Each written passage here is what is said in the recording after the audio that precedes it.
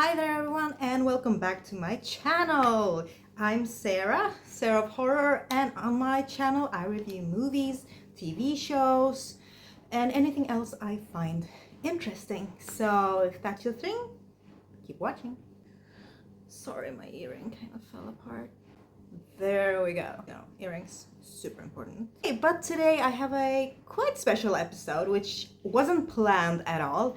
It just kind of happened. So earlier this week, I went to like a special preview event for the new Crow movie. Yeah, I got an invite, super happy. And I went there with some of my friends, some who you know from the channel, and we saw the preview. And afterwards I was like, you know what, people are talking about this film and I want to talk about this film, so I will make like a Crow special. So I will review the first Crow and then this reboot. Let's see which one is better. Yeah, so I have the first Crow in my collection and I just rewatched it.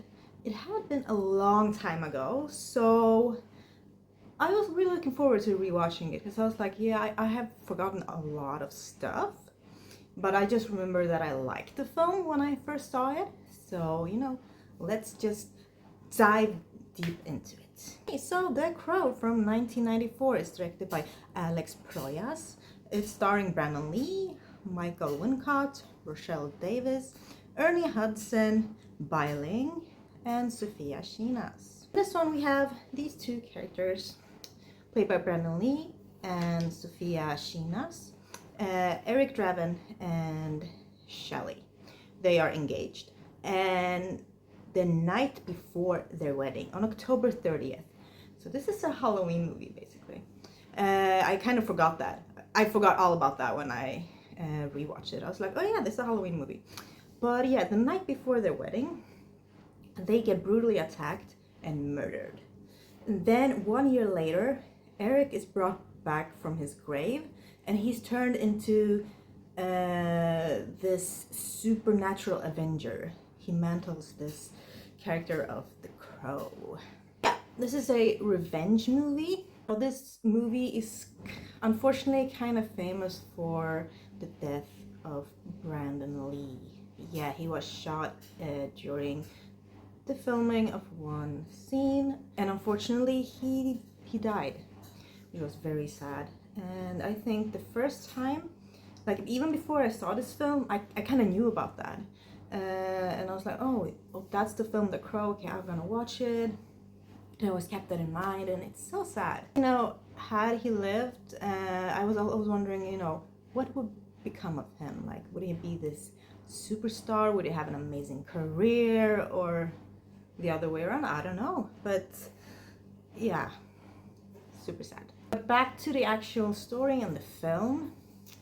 Like right away, we get to meet this character of Sarah. She's a young girl, who happens to be friends with Shelley and Eric. And Shelley kind of takes her in, and kind of, because Sarah has a neglectful mother that really doesn't care or take care of her. So Shelley has become this kind of protector and someone who cares of Sarah. So in the beginning we get to know Sarah, and Sarah kind of tells us a lot about the dynamic between Eric and Shelley and her and this couple, and through her we get to know a lot about them without them having to say anything, basically. So I think that was a really good way to make us sympathize with Eric, with Shelley, with their situation. You know, we want these people who assaulted and murdered them to die, basically. We want Eric to get his revenge. And I think that is the most important thing. When people have done something really bad to someone, we want to sympathize with the character so badly that all we want to see is this character get revenge on these evil people. We do not want to be like, I don't really care, you know, because these characters don't really care about them.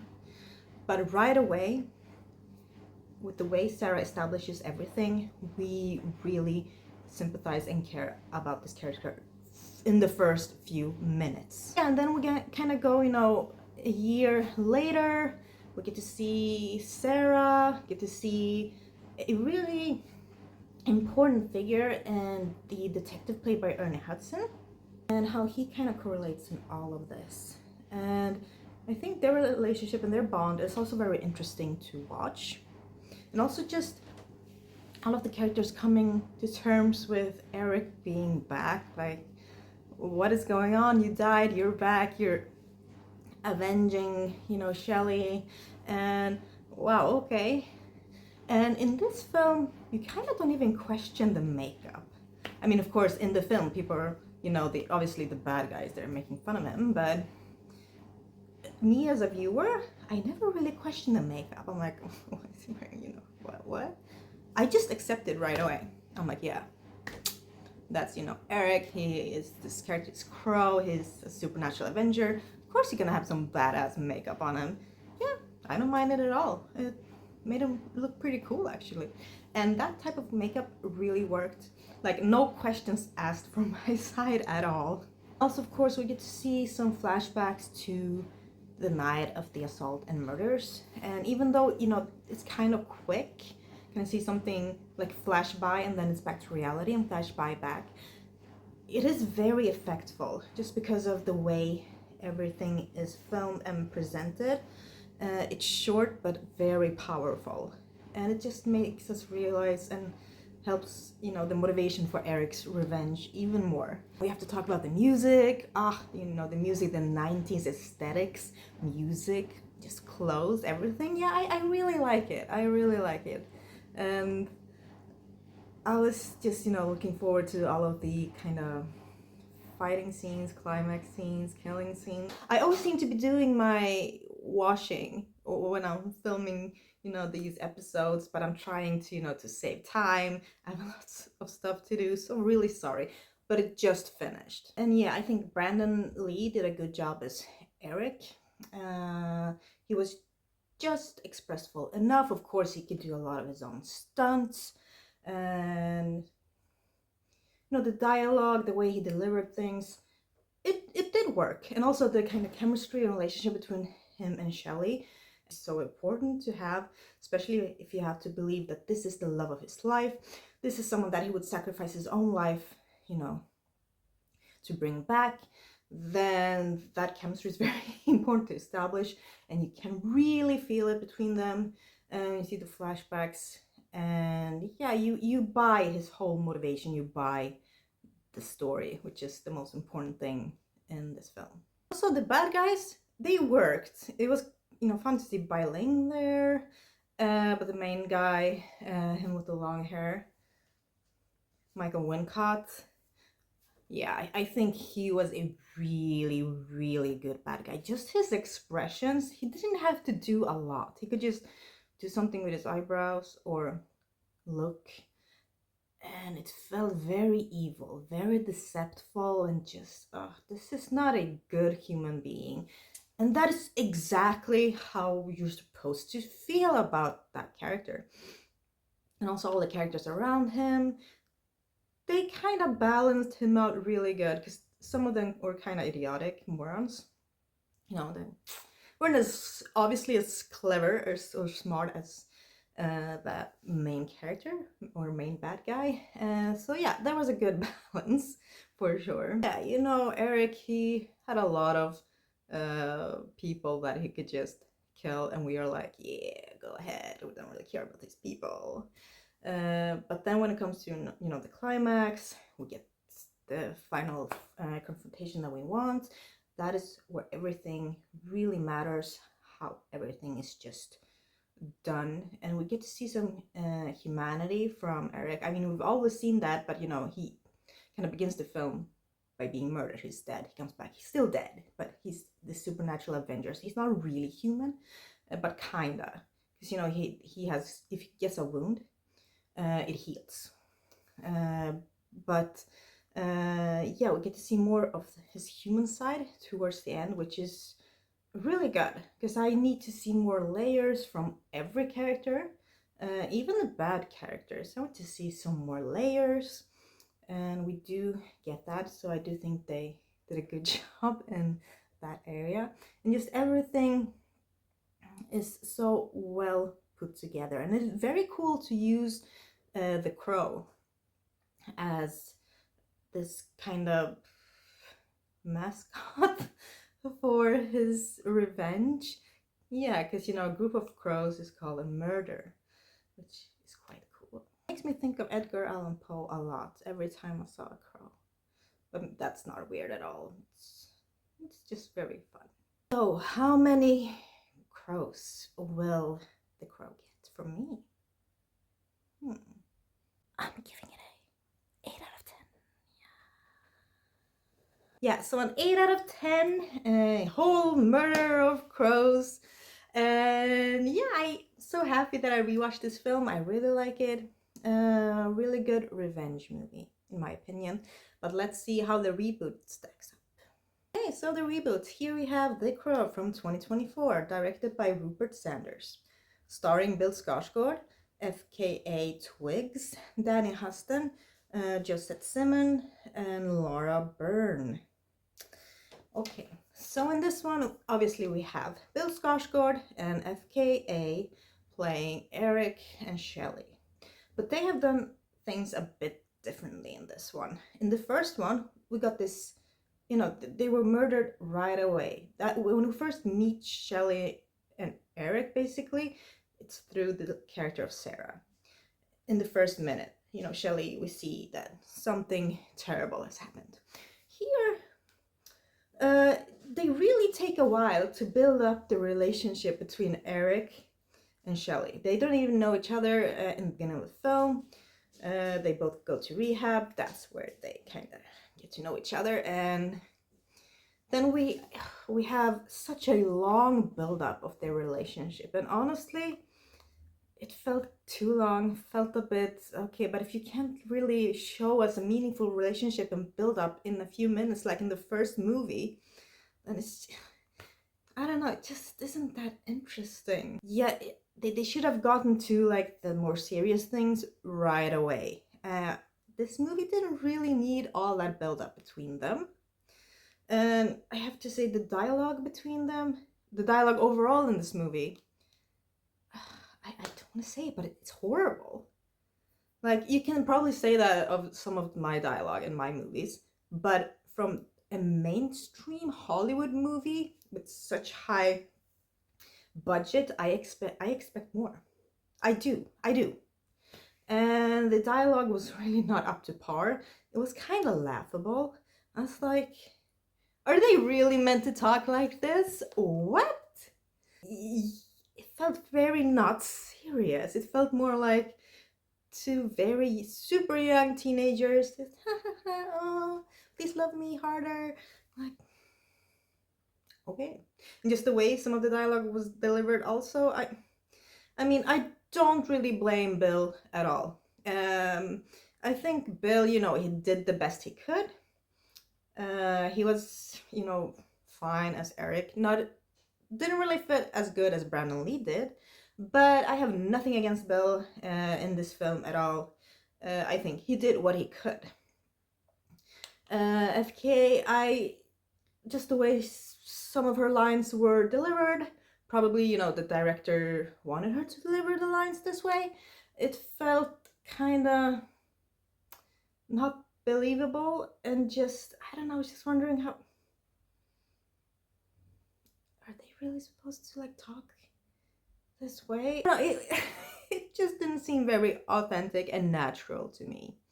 Yes, let's just stop at that. Yeah, I do have to say, the cinematography, it looked really good, very clean, very nice, very intriguing.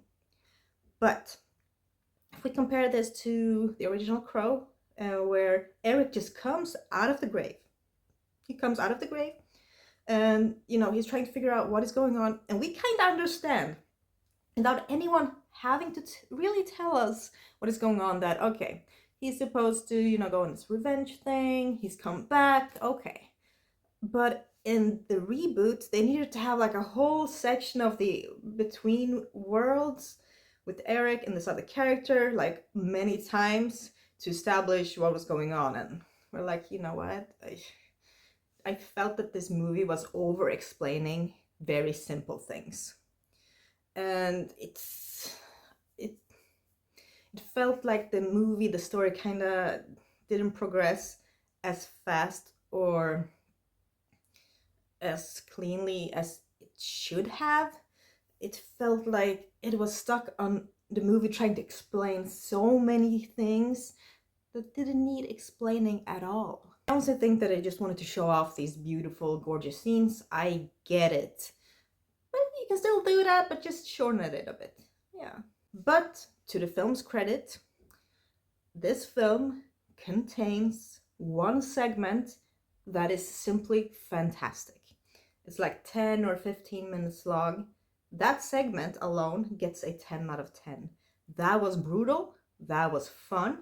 That was fast paced, good edited. Everything just worked well together. It was simply amazing. Blood was going everywhere. The kills were creative. The gore was just amazing. So that segment was 10 out of 10. And I was like, why can't this whole movie have been fun like this? And then they go back to, it being the way that it was before that segment, which was not really good at all. A lot of people talked about the music, like, oh, why would I choose this type of music? But the music didn't really bother me at all, not at all. And then we have, the makeup for Bill. I mean, obviously, if it's a reboot, you should try to do something something different, something, make it your own. But I don't know if this makeup was the right choice, but it was okay. It was okay. His clothes, they were okay. But I still, think the classic makeup that Brandon Lee had on is just perfection. Yeah, I mean, I wasn't expecting a lot from this reboot anyway. I had like the lowest expectations, like super low. But honestly, I felt this movie could have been worse. Yeah, when the movie ended, I just got up and I was like, you know what? This movie could have been so much worse. Cinematography was still very amazing. Looked really good. Bill was still good. Don't blame him for anything. As I said, that one segment, fantastic. Like, I want more of that. So yeah, I felt just more frustrated because I was like, I saw glimpses of genius things in this film, but I also saw a lot of just fails in this film. A lot of decisions that should not have been made. And also this movie was too long. It felt very long, especially because of that build-up. We didn't need all of that. Not really. In some scenes, they just didn't really progress the story. Those scenes made the story stagnant. Like, yeah. So a lot of unnecessary scenes were added. And yeah, unfortunately, I kind of lost interest a lot. And did not really care a lot about the characters, as I said. Yeah. And also, like, if I talked about the bad guys in the first Crow, like how good they were. And in this one, it's like, I was kind of disappointed in the bad guy in this one. The whole story with this person. And yeah, just felt that was not as good as I would have hoped at all. Glad that I didn't have to pay to see this movie. I got an invite. Super happy. So yeah, and I got to see it before everyone else, and at least, that's something. So after talking about both movies, how many crows will the reboot get from me? I'm giving it a 4 out of 10. Yeah. 4 out of 10. I mean, as I said, it could have been worse. Some things just push the grade up a little bit, mostly that amazing segment, because that deserves all the crows, all the murders in the world. Oh yeah. Okay, so we have the first one, 8 out of 10. The second one, or the reboot one, 4 out of 10. Yes. So I will do an episode with part 2, 3, and 4 of The Crow. Because I would not have time to rewatch all of them in time for this episode, so I will make a separate episode just for them, I promise. And honestly, I remember nothing from those movies, so I do have to rewatch them and really, go through what I think about them. But yeah, it has been fun talking about both Crow movies, and very different in their own way. The reboot does not beat the original in any way, except that one segment. Oh! Thank you so much for watching, and if you've seen the new Crow, please let me know in the comments what you think about it, because I really, really want to know. I'm so curious, because I've heard, you know, mostly really bad stuff about it, but then I've heard some people who really liked it. And then my next question is, if you really like the reboot, please let me know what you think about the original. Do you like it too, or do you think the reboot is better? Yes! So thank you so much for watching, and don't forget to give this video a like, comment a bird or a crow, of course, and subscribe if you haven't. It really helps me out a lot. But I'll see you next Sunday, because I drop a new video every Sunday.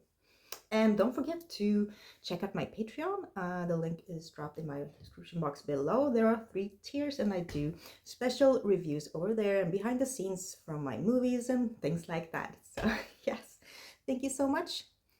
Bye.